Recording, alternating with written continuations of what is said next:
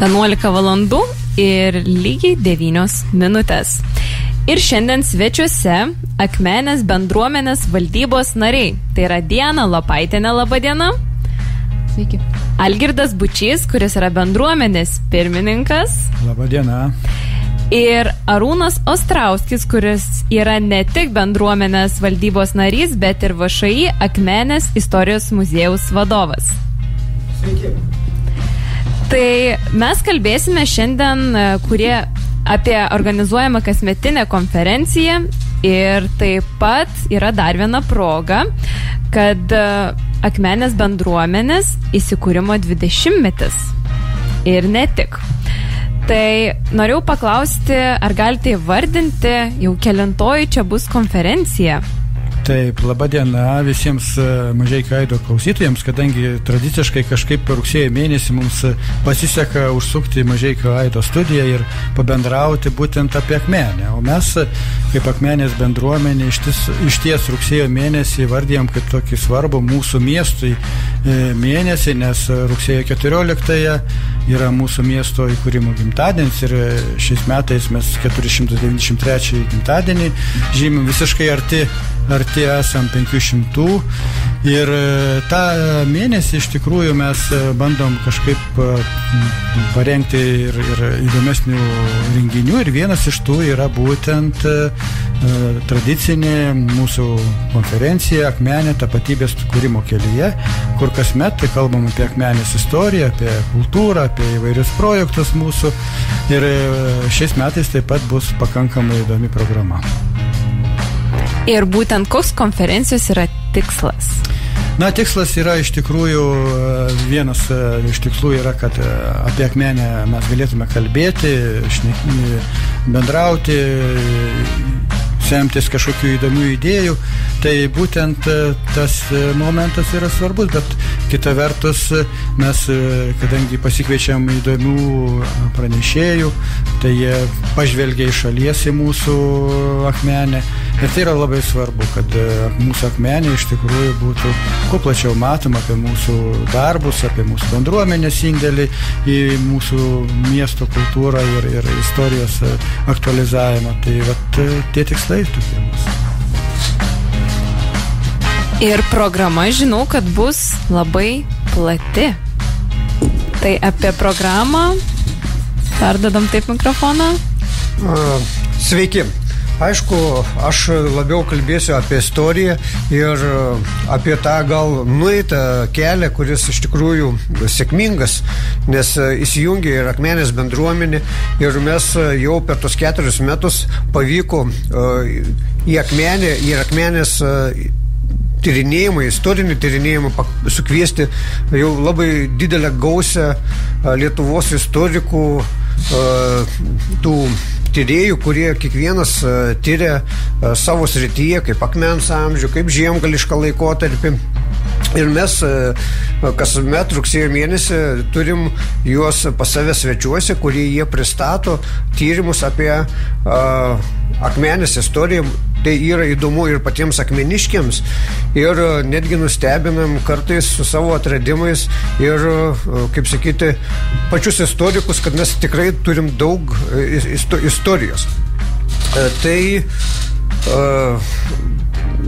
dabar dar pas mus yra prie šito projekto pastatyta istorinė siena, kur taip pat akmeniškius ir miesto svečius supažindinam su svarbiausiais 6 istoriniais tais įvykiais ir daug tų dalykų ir veiklų yra nuveikta, tai sėkmingų projektų įgyvendinta, kas liečia tą istorinį kontekstą. Tai jeigu kas dabar įsijungėte, tai norim informuoti, kad kalbam būtent apie organizuojamą kasmetinę konferenciją Akmenėje ir galite rasti ir programą visą Facebook puslapyje Akmenės kultūros namai. Ir Akmenės istorijos muziejaus. Šiaip stengiamės komunikuoti per visus savo turimus socialinius tuos tinklus. O kada vyks būtent ši konferencija? Konferencija vyks rugsėjo 21 dieną. Iš tikrųjų, programa labai intensyvi ir įdomi.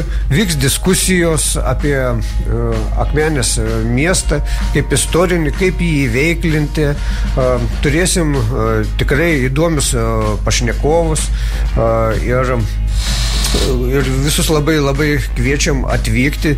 Tikrai bus įdomu, kas domisi, kaip sakyti, istorija ir ne tik istorija, kaip ir bus ir pristatomi mūsų projektai sėkmingi, kuriuos pristatys pašnekovai, konferencijos dalyviai, pranešėjai.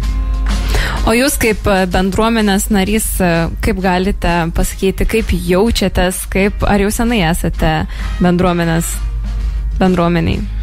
Aš gal, sakykime, tikrai ne 20 metų Akmenės bendruomenė esu, yra čia pas mumis žmonių, kurie buvo gal įkūrime bendruomenės.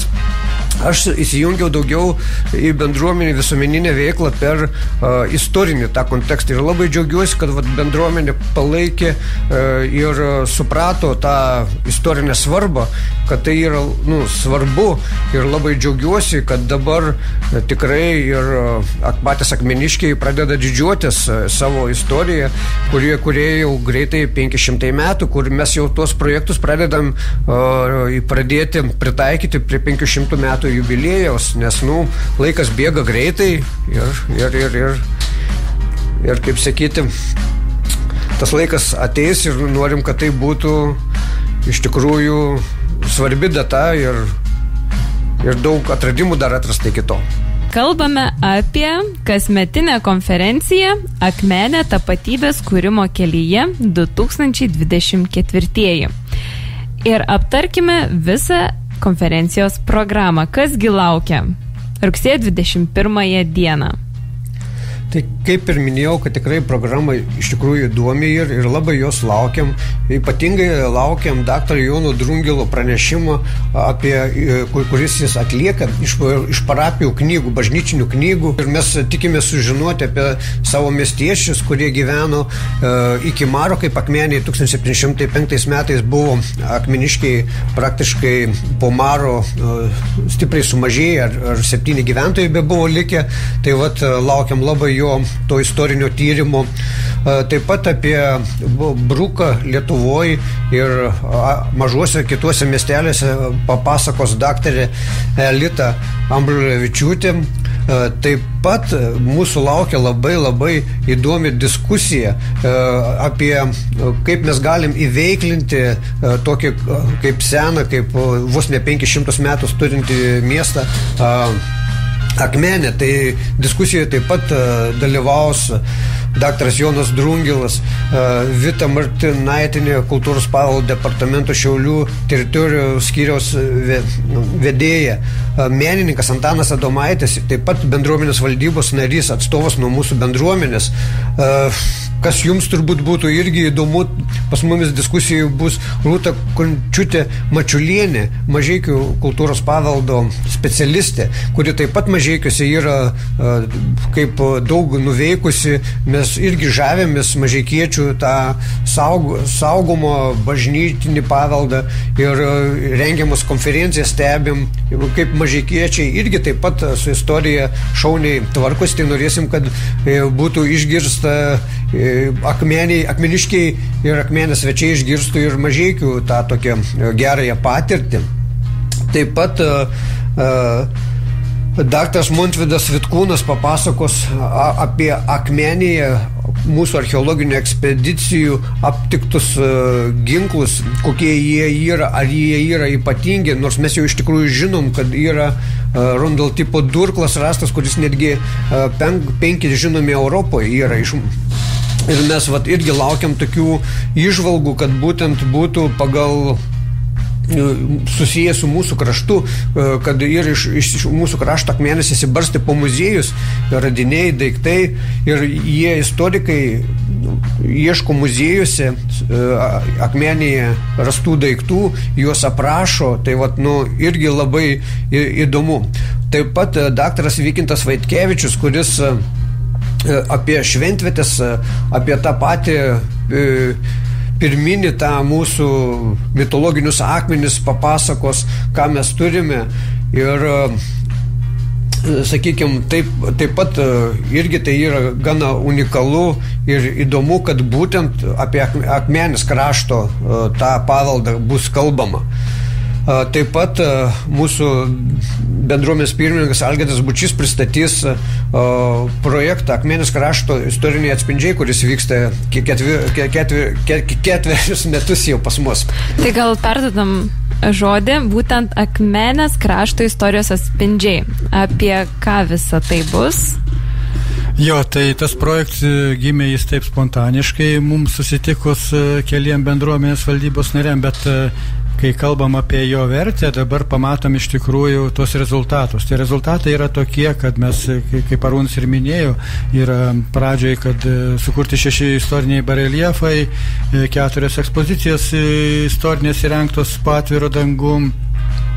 Galų gale mes vykdom tas konferencijas, kurias dabar organizuojam būtent to projekto apimti, bet to 14 istorinių tyrimų yra atlikta. Mes pasidarėm kultūros strategiją iki 2031 metų, iki 500 metų jubiliejaus. Dabar mes žiūrime tą kompleksiškai ir tas kompleksiškumas iš tikrųjų jis atsiskleidžia po tam tikro laikotarpio, ką mes jau dabar turim 4 metų, matom tą vertę, kurią sukuriam per šitą projektą. Didžiulė vertė ne tik tais, kad mes patys akmeniškiai daugiau sužinom apie istoriją, apie kultūrą, apie daug dalykų, kurių mes galbūt neužsimindavom savo pokalbiuose, bet dabar, kada yra akivaizdus fiziškai pastatyti bareljefai, istorinės ekspozicijos įrengtos, kiekvienas praeivis susimasto apie mūsų istoriją. Tai va šitie svarbus momentai yra ir dar džiugu, kad būtent tą vertę matom iš apsilankiusių turistų srautų, kurie padidėjo būtent, kada mes pradėjom šitą projektą gyvendinti. Aišku, ten dar su tuo projektu nėra visiškai užbaigta, dar mes laukiam, kada savivaldybė užbaigs sutvarkyti aplinką, bet tikimės, kad šiais metais nepaves, nes buvo pažadėta jau tą atlikti. Tai bus ir gražesnis pats vaizdas prie pat šitos mūsų istorinės sienos, bet visa tai iš tikrųjų puošia mūsų ir aktualizuoja mūsų kultūrą, mūsų istoriją Akmenės miesto ir visų laukiam mažeikiečių, ko gero ne visi esat buvę dar pas mus. Metas tada apsilankyti. Ir toliau programoje bus filmo premjera. Tai perduodu žodį Dianai Lopaitienei. Taip, šį kartą konferencijoje bus filmo premjera, filmą, kurį sukurti teko Akmenės bendruomeniai, mūsų nariams. Jisai buvo kuriamas iš tikrųjų labai spontaniškai, nes pačio filmo mes neplanavom kurti. O ką planavot? Pas mus planas yra toks, kad mes dabar esame projekto rašymo eigoje paminklui Onai Šimaitei, mūsų pasaulio teisuoliai, pirmai pripažintai pasaulio teisuoliai ir beje, jinai gimusi yra Akmenėje, todėl mes ir norime jos atminimą įamžinti Akmenėje. Kadangi mes draugaujam su Izraelyje, Tel Avive įsikūrusia litvakų išeivių iš Lietuvos, iš Vilniaus krašto bendruomenė, tai yra Vilniaus namai, buvo planai važiuoti į Izraelį ir rugsėjo 11 ten pristatyti šitą projektą, nes jie taip pat minėjo Onos Šimaitės, turėjo tokią gražią Onos Šimaitės konferenciją, bet dėl žinomų priežasčių ten vykstančių kovinių veiksmų mes neišvažiavom ir jie tiesiog izraeliečiai sako, jūs sukurkit kokį filmuką. Metė jums iššūkį. Jo, metė mums iššūkį ir iš pradžių mes taip nusiteikę buvom labai gerai, oi, tai kas čia tėra, mes čia greitai, va tokį reklaminį, kaip klipą, kaip projektų pristatymą mes čia greitai padarysim. Ir iš tikrųjų visą tą procesą mums patiem buvo toks iššūkis, kad mums reikėjo labai stipriai išsigryninti visas mintis, visas idėjas, nes Buvo limituotas laikas, buvo 10 minučių mums skirta, tas filmuko eiga 10 minučių, tai labai keista, bet tikrai buvo labai didelis iššūkis. Pasakyti apie Šimaitę glaustai, aiškiai, trumpai, kažkaip tai mums pavyko tai padaryti. Ir per kiek laiko visą tai įgyvendinot? Tai užtruko gerus 3 mėnesius. Kol mes išsigryninom, kol išsidėliojom, kol nusifilmavom, kol visas mintis suspaudėm, tai maždaug praėjo 3 mėnesiai ir konferencijos metu bus pristatytas šitas filmas. Ir šitam filme yra labai trumpai pasakojama Onos Šimaitės istorija. Nuo gimimo visas jos gyvenimo kelias labai trumpai yra pasakojimas. Tai būtų maždaug pusė filmo, o antra pusė filmo yra tas klausimas, kodėl mums reikia to Šimaitės ir kiek ilgai mes ėjome iki įamžinimo.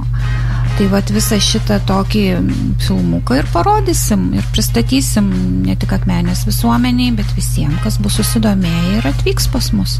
Tai reikėtų priminti, kad konferencija Akmenė tapatybės kūrimo kelyje vyks rugsėjo 21 dieną Akmenės kultūros namuose.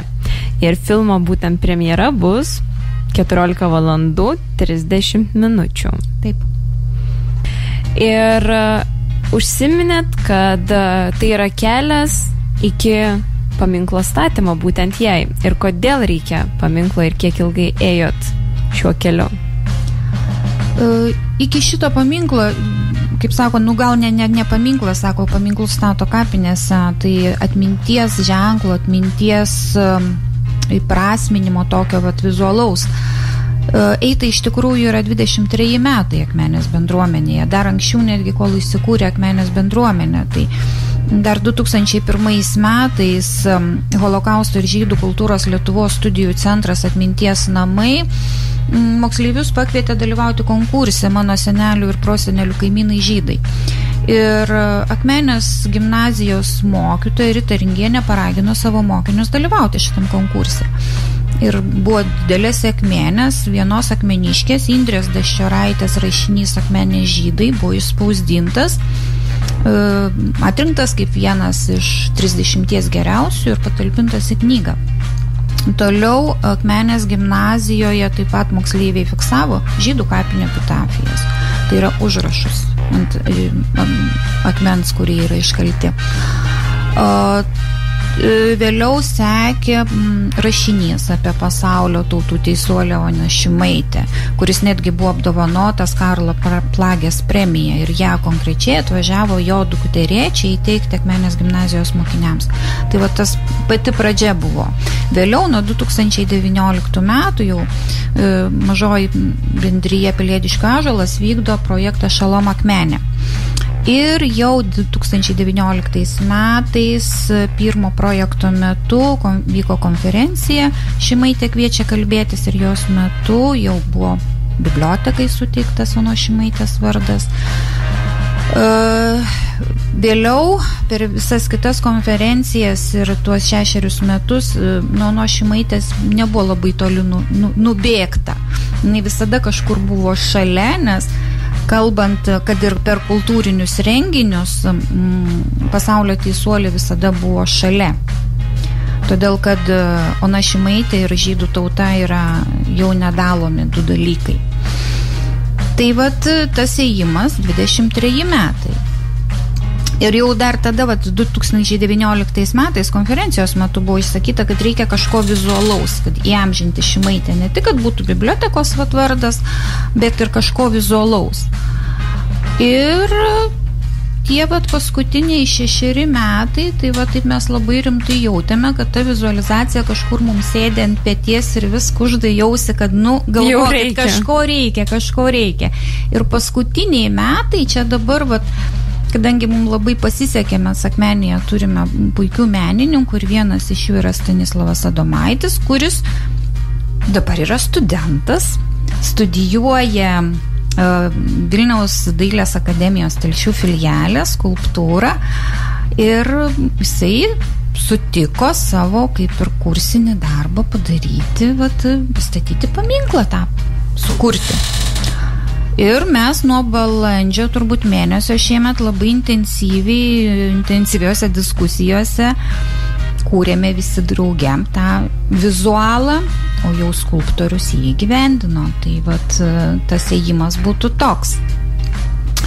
Daug kas sako, kuriem galam jūs stato tos paminklus. Kodėl iš vis statom? Jo, kam aplamai reikalinga ta istorinė siena, dabar dar tokie 3 išminčiai pas mus prisėdo miesto aikštėj, paminklas žydų sinagogoms ir bendruomeniai. Sako, kam? Žinot, kalbėti apie istoriją neužtenka. Todėl, kad kalbos ir yra kalbos. Kai žmogus eina pro kažkokį tai atminties ženklą, pro paminklą ir kai jo akis užkliūva, o plus dar jisai yra girdėjęs kažką, tai mūsų smegenyse ir susijungia tie du, regėjimas ir klausa, ir sudaro tą vaizdinį ir jau atkuria tą istoriją. Tai būtent dėl to, kad mūsų visos juslės yra susietos ir kad mes norime paliesti, išgirsti ir pamatyti, tai mūsų tikslas ir yra toks, kad per tas 3 juslės ugdyti jaunimui istorijos pažinimą, norą pažinti mūsų istoriją, norą jį įsiminti. Ir todėl mes ir istorinę sieną turim, ir 3 išminčius turim, ir turim begalę kitų įsimintinų vietų, pro kurios einant žmonėm savaime atgyja ta istorija. Tai todėl mes ir statom. O Onai Šimaitei tai yra toks, tai ne tik jai yra paminklas, tai yra paminklas žmogiškumui, humanizmui, tai yra paminklas primenantis, kiek gali padaryti vienas žmogus, kuris labai skurdžiai gyveno, niekada neturėjo turtų, bet išgelbėjo labai didelę dalį žydų kultūros, išgelbėjo nemažai žmonių ir visą tą padarė viena. Ir jos frazė, kad nėra to mažo, kas nepadarytų didelio darbo, turėtų būti ir mūsų kiekvieno žmogaus tas stimulas ir tas noras daryti gerus darbus. Kad mes kiekvienas tai galim, tik reikia norėti.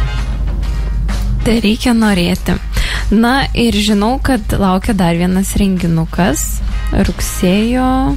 Taip, ir kadangi rugsėjo 23 yra Lietuvos žydų holokausto diena, tai mažoji bendrija Pelėdiškio ąžuolas, bendradarbiaujant su Akmenės bendruomenė, jau yra atvežusi parodą, kuri eksponuojama Akmenės krašto muziejuje. Svetimo skausmo nebūna. Tai yra Daumanto Levo Todeso kuruojama paroda. O rugsėjo 23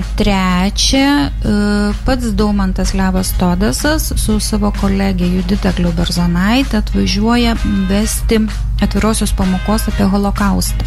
Ir ne tik apie holokaustą, ten bus aplamai pamoka apie genocidą. Apie genocidą pradedant nuo Krymo totorių ir baigiant šiandien ukrainiečiais. Tai bus tokia plati, nes ir pati paroda yra su tuo susijusi, nes eksponuojami 2 ukrainiečių darbai ir vienos lietuvės. Ir tikrai rekomenduoju, atvažiuokit bent jau į parodą pasižiūrėti, nes labai įdomios technikos yra. Panaudota unikali technika, aš sakyčiau, ant gyvų augalų. Daugiau nesiplėsiu, tai bus intriga, atvažiuokit, pažiūrėkit. Ir sekančią dieną, 24 dieną rugsėjo, ta pati pamoka su visa paroda keliasi į naująją Akmenę viešąją biblioteką. Tai arba vieną, arba kitą dieną, 13 valandą, tikrai visus kviečiu atvykti, pasiklausyti ir tai paminėti Lietuvos holokausto dieną.